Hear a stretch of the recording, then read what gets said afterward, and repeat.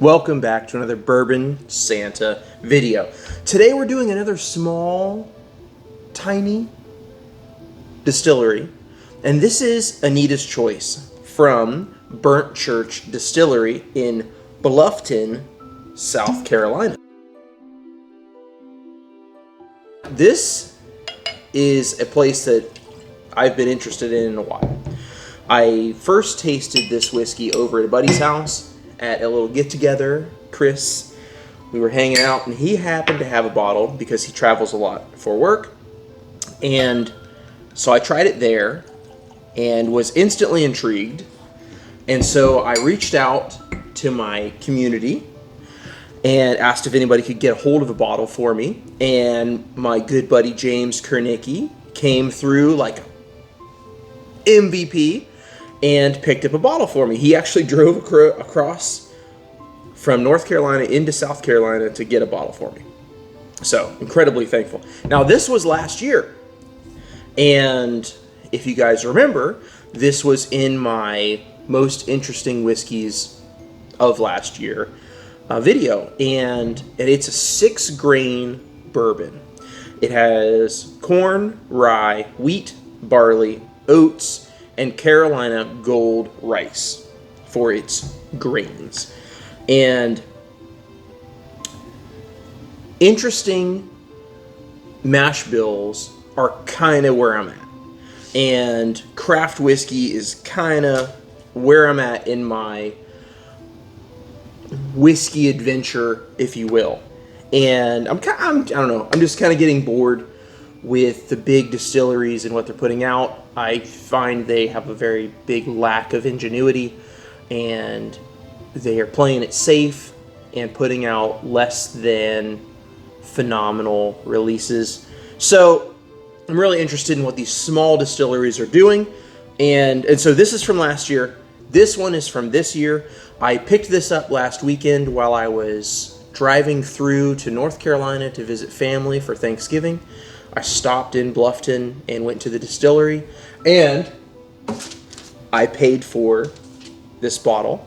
So, unlike some other whiskey reviewers who like to review bottles that were sent to them by distilleries, I paid for it, so I can trash it if it's bad. So, here we go. Anyway, so this one is aged at least 2 years. And they're aging these in small barrels. And the general manager told me what size, and I'm totally drawing a blank now. They were initially aged in some very small barrels, and now they're being aged in a little bit larger barrels because they have a little more capacity for doing that. And this one is 3 years. So it's going to be interesting to see what a difference a year makes on a whiskey that I found to be very interesting last year. So let's dive in, and we're going to nose both, taste both, and see if it's an improvement. Now, the distillery, I have to say this before I go. The distillery is one of the most beautiful whiskey establishments that I've ever seen. Holy smoke.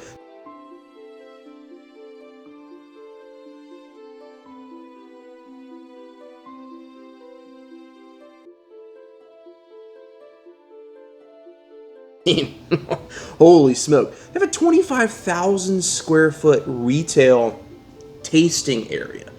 And the whole place looks like a big church. And it's absolutely gorgeous. The bar is beautiful right in the middle. And they have a whole retail shop full of all kinds of whiskey paraphernalia, decorations, all kinds of really cool, really well done. Everything is really thoughtfully done with the way they're putting forward their product and their facility, down to the cocktails at the bar. The big ice cubes have their logo pressed into them with a hot plate, and then the orange peels for the old fashions have their logo burnt onto them. Everything looks beautiful, and everything is just well done, well executed. So obviously 2 years old, 3 years old, this is young whiskey. This is a new distillery. So I'm really excited for where this is going in the future. But for right now, let's dive into this and see if another year's aging has improved what I already thought was pretty great last year. So let's dive into the original first to get a little baseline. Ooh. Honeysuckle. Ooh. Caramel. Cream corn. Vanilla. There's like a spicy fruit note, like almost spicy grapes. You get hints of the youth on the nose. It shows up as slightly bright. Let's see. Let's see if the nose is different on the second one. Oh, yeah. Some of that brightness is gone. Very similar noses. A little more caramel and a hint of a slight nuttiness. That same honeysuckle. Honey. Oh, I get honey. That caramel. That cream corn is a little more towards like a buttered popcorn. And the spicy grape note is a little more like a jamminess. Okay, let's taste the original, or last year's.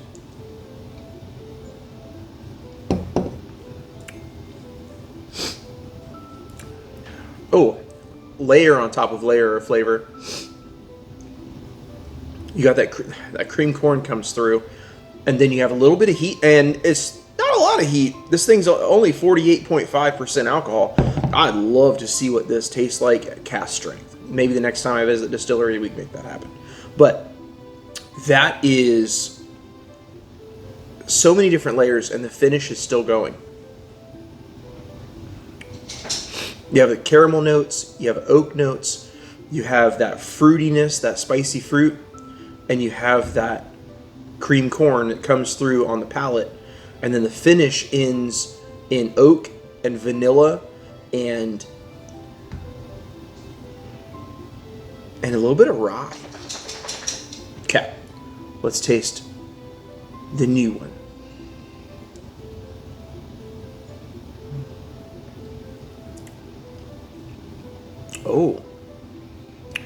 Oh wow. That a little bit of nuttiness comes through on the palate. And I didn't really get that over here at all. And it's hard to see through the red glass, but man, the legs on this are crazy. The legs are much bigger on the new one, and they're big, hanging, sticky, viscous legs. Oh yeah. The new one is way oilier than the last year's. That extra time in the barrel has really put more oil into this.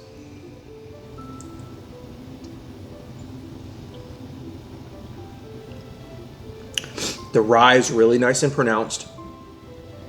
The softer wheat notes are there. I can't quite pick out the corn in there. It's not, I'm sorry, the Carolina gold rice. Like the brown rice that Beam likes to put into crap, I can pick that note out, but I can't quite pick out the Carolina gold rice in this mash bill. I'm not sure the proportions, so it may be a very small amount, but I can't quite pick that out. And the oat, I almost get a little bit of oatiness on the nose, and the only reason I'm able to pick that out is because I've had some oat grain whiskey before, the High West one, and another that I can't think of right now. So I can kind of pick out that little, it's a little hint of like a sour, cabbage isn't the right word, but it's like a sour, almost cabbage-esque note on the nose that I kind of get from oat whiskey. And I can almost pick it out as a faint little accent note in the back. I don't know if I would notice it if I didn't know there was oat there, if I wasn't looking for it. But anyway.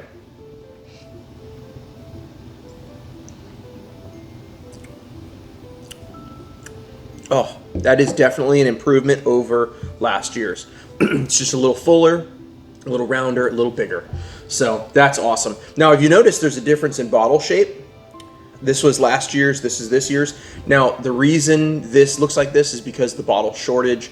They are going back to this style once they have enough of them available again to use this one. They had to switch to this bottle because of that shortage. It still has the same glass stopper with an O-ring so that it actually seals. I love these glass stoppers. I always, when I empty a bottle that has a glass stopper, and I only know of two. These guys do it on this whiskey, and Penelope did it, or does it, on their rosé finished. I always steal these when the bottle's empty. I keep the glass stoppers to use on my infinity bottles because I think they look so cool. So I think that's a pretty cool feature that they do use those. Anyway, if you're ever anywhere near South Carolina or Bluffton, you have to stop at the distillery. You have to check it out. It's so pretty. I could walk around there for hours. I can't wait to go back. Now that I went there, I actually want to plan a vacation around going there and spending some time and actually doing the tour and everything. That'll be amazing. So anyway, thanks for watching. Until next time, I hope you guys have a great day.